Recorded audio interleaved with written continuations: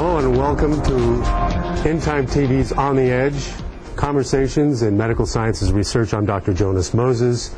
Welcome to our program. Thank you for tuning in. I do want to remind our listeners, our viewers, that throughout the show you're welcome to join us with comments, questions, observations, disagreement, anything you have by going to the internet and to your email and typing ask@intimetv.com. We'll have someone monitoring that email, and you'll be able to join us, and I'll make sure that your question is aired. With me today is Dr. Richard Baltaro. Dr. Baltaro is a pathologist, and he also teaches in the medical school at Creighton University in Omaha, Nebraska. And we are going to be talking today a little bit about your background, Dr. Baltaro. May I call you Richard? Yes. Great. Thank you so much for joining us. And also about something that you're doing in addition to your work as a pathologist at the university and your teaching. You also travel around the world, and you accredit pathology laboratories. So we're going to get to that in just a second. First, share with us a little bit about your background. I'm a physician. All right. And before I went to medical school, I had a doctorate. I received a doctorate in microbiology. And then I specialized in pathology, both anatomic and clinical pathology. I see. And I am a subspecialist in immunopathology. And I have taught at several medical schools. And I'm now at Creighton University, where I'm the tenured associate professor of pathology. And I've been involved in laboratories for the last 30 years. Wow, quite a long time. So how is it that you became involved in actually traveling around the world and helping to accredit pathology laboratories? Well, the College of American Pathologists is the leading pathology organization in North America. And they have been involved in laboratories longer than anyone can remember, since the 1950s. The program officially got started in 1961.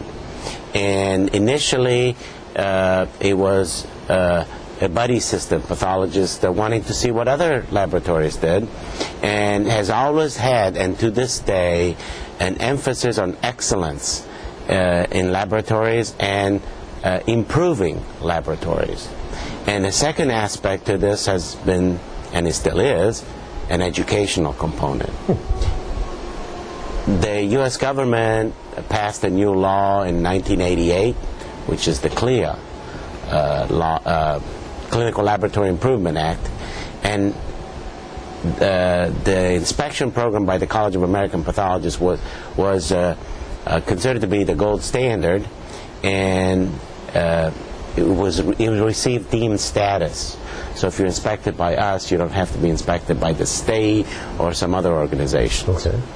And we're unique because we are practicing laboratorians, practicing pathologists and medical technologists and other specialists, that we go and inspect other laboratories. We try to have a peer inspection program, and because people know the routine problems and the rare problems, we are very good at it.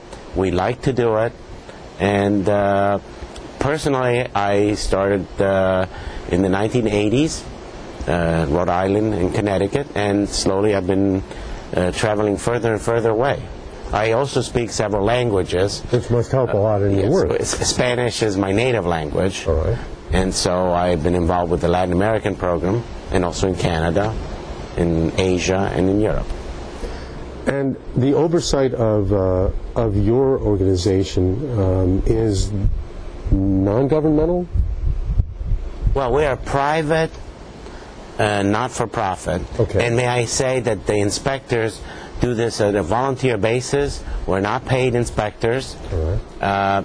The U.S. government has chosen CMS, the Center for Medicare Services, to accept our accreditation, and many states accept our accreditation for licensing laboratories. So is there an oversight organization that assures your quality? Or do you we monitored? We self-monitor. All right. But since 1988, the United States government looks over us. There are several parts of the U.S. government. The Food and Drug Administration oversees blood banks. Yes. Most other areas of the labs are have other organizations. Another one is, for example, Joint Commission that we also gives us deemed status. And just if you would be so kind as to break down what all is entailed in a pathology laboratory. What is included when you are going and accrediting? What are you actually accrediting? Well, each lab has different sections. Mm-hmm. And one area is anatomic pathology, which includes tissues that are received at surgery from patients. Second aspect to it is cytopathology, which pap smear is the most well-known. Many pathology labs do autopsies. There is a subset of pathologists that is well known to the public, CSI and other such groups, that does forensic pathology.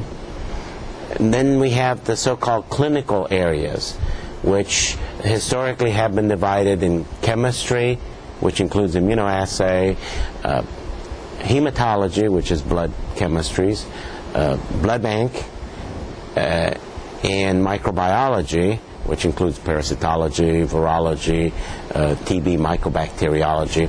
And we have newer areas such as molecular pathology that does all kinds of DNA and RNA testing. We have flow cytometry. We have histocompatibility, and there are a number of others. For example, we have special laboratories that do toxicology. We do special laboratories that do reproductive medicine, drug testing for employment, FUDT so-called. So it's a very complicated area. And one of the things about our program is that we have experts in each of those areas and more that is part of teams. How large are the teams typically that are traveling around to the different labs to assess them? It varies greatly from one individual for very small labs to almost 100 people. And let's qualify for our viewers the kinds, and for myself, I don't know about this process, the kinds of labs that you accredit. Are these all university-based laboratories? Are there private labs? Are there in the United States? Yes. We accredit the top 100 hospitals. We accredit every one of them. Okay. Major hospitals and community hospitals, we are set to accredit about 86% of them. I want to pick up on this. We're going to go to a commercial break. We're going to take a commercial break right now. When we come back, we're talking with Dr. Richard Baltaro, pathologist. I'm Dr. Jonas Moses. You're watching On the Edge, Conversations in Medical Sciences Research. We'll be right back.